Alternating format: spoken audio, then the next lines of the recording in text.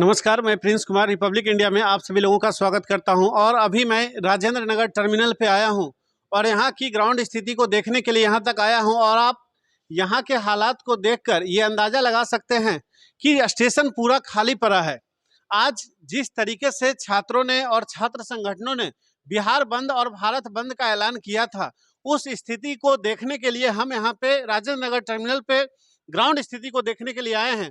और आप यहाँ की हालात को देखकर समझ सकते हैं कि ये बिल्कुल बिल्कुल खाली पड़ा है और दूर दूर तक आप देखें लोगों की संख्या, यात्री की संख्या काफ़ी कम है। और इससे आप अंदाज़ा लगा सकते हैं कि कहीं ना कहीं लोगों के अंदर इस तरह का माहौल का थोड़ा सा भय भी था। और लोग, दूसरी सबसे बड़ी बात ये भी है कि सभी लोग छात्रों के सम्मान में और छात्रों के समर्थन में, क्योंकि ये छात्रों का आंदोलन है, छात्रों का मांग है और छात्रों का भविष्य का सवाल है, इसलिए काफ़ी लोग इस बंदी को समर्थन देने के लिए भी प्लेटफॉर्म पे बहुत कम दिख रहे हैं, ऐसा हम अनुमान लगा रहे हैं। लेकिन ग्राउंड स्थिति को देखकर कहीं ना कहीं ये अंदाज़ा लगाया जा सकता है। दूसरी चीज़, यहाँ पे सबसे बड़ी चीज़ है कि पुलिस और प्रशासन की भी काफ़ी बड़ी पैमाना पे तैनाती की गई है। हम हालात का अंदाज़ा आपको दिखाते हैं यहाँ पे ग्राउंड स्थिति को, और आप देख करके समझ सकते हैं कि यहाँ पे किस स्थिति में यहाँ की अभी टर्मिनल की हालात बनी हुई है। लेकिन कहीं ना कहीं लोगों को और सरकार को सबसे पहले, अभी अगर हम पटना की बात करें तो डाक बंगला चौराहा सुबह से अभी तक कंप्लीटली जाम है। और आप इससे काफ़ी बड़े संख्या में छात्र वहाँ पे मौजूद हैं और अपनी मांग को लेकर अड़े हुए हैं। लेकिन हम अभी आपको राजेंद्र नगर टर्मिनल की स्थिति को दिखा रहे हैं। यहाँ पे आप देख सकते हैं काफ़ी खाली खाली सारा का सारा प्लेटफॉर्म पड़ा हुआ है और यहाँ पे यात्रीगण की संख्या भी काफ़ी कम दिख रही है।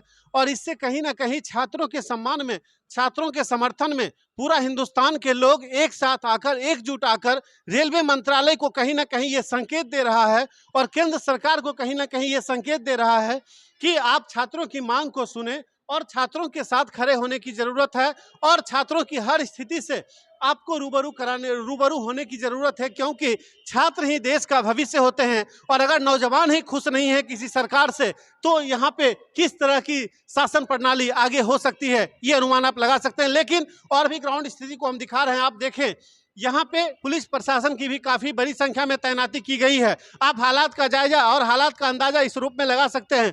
बाहर का परिसर को भी हम आपको दिखा रहे हैं। बाहर की परिसर को भी आप देखें, यहाँ पे काफ़ी लोग नहीं है, बहुत ही कम संख्या में यहाँ पे यात्रीगण तो का नाम मात्र का है और पुलिस प्रशासन यहाँ पे अपनी ड्यूटी को ईमानदारी से निभा रहे हैं। लेकिन हालात ऐसी बन रही है कि अगर केंद्र सरकार और रेलवे मंत्रालय बात को नहीं मानती है तो छात्रों का जो कहना है वो इस आंदोलन को बहुत बड़े पैमाने तक ले जाया जा सकता है। और आगे क्या होगा ये तो स्थिति आगे देखने की होगी। और अभी तक जो हालात बन पड़ रही है पटना की, वो हालात डाक बंगला चौराहा सुबह 5 बजे से लगातार अभी तक जाम है और प्रशासन अभी तक बच्चे को समझाने में नाकामयाब दिख रही है। और आगे देखना होगा कि बच्चे और प्रशासन के बीच संतुलन कब तक बन पाता है। अभी टर्मिनल की स्थिति आप लोग देख पा रहे हैं, बिल्कुल सन्नाटा पड़ा है और हालात जैसी दिख रही है कि पूरे हिंदुस्तान वासी, खास करके रेल यात्री की हम बात करें तो पूरे रेल यात्री बच्चों का समर्थन ईमानदारी से कर रहे हैं। और वो चीज़ यहाँ दिखाता है, वो चीज़ यहाँ दर्शाता है, क्योंकि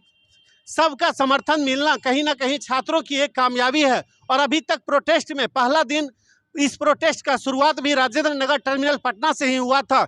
उसके अगला दिन ही ये प्रोटेस्ट पूरे देश में धीरे धीरे आंदोलन का रूप ले लिया। और अभी भी छात्रों का एकदम स्पष्ट निर्देश, स्पष्ट मांग है कि सरकार जब तक हमारी मांगों को नहीं आती है, जब तक हमारी बातों को नहीं सुनती है, तब तक हम लोग इस आंदोलन को करते रहेंगे। और सरकार के तरफ से, रेलवे मिनिस्टर के तरफ से अभी तक जो आश्वासन आया है उसको लेकर के प्रधानमंत्री इंडिया के अंदर में बैठा है, राष्ट्रपति अंदर से एगो नौकरी मांगे सुपरवाइजर के 3 महीना ड्यूटी किए हैं कोटा पटना के।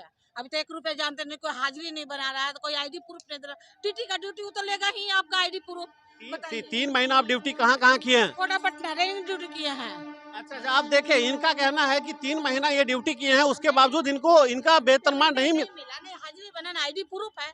टीटी का ड्यूटी वो तो मांगेगा ही। तो पुलिस था ही ट्रेन में।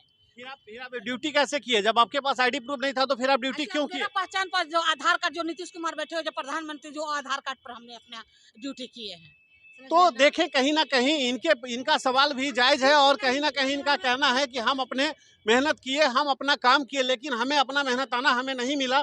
और कहीं ना कहीं हालात को इस रूप में आप देखते हुए, खास करके अगर हम छात्रों की बात करें, जिस रूप में आज प्रोटेस्ट यहाँ पे दिख रहा है पिछले कुछ दिनों से, अगर हालात नहीं सुधरी, केंद्र सरकार और रेल मंत्रालय इस बात को नहीं मानी, तो ये आंदोलन कहाँ तक पहुंचेगा ये तो देखने की स्थिति होगी।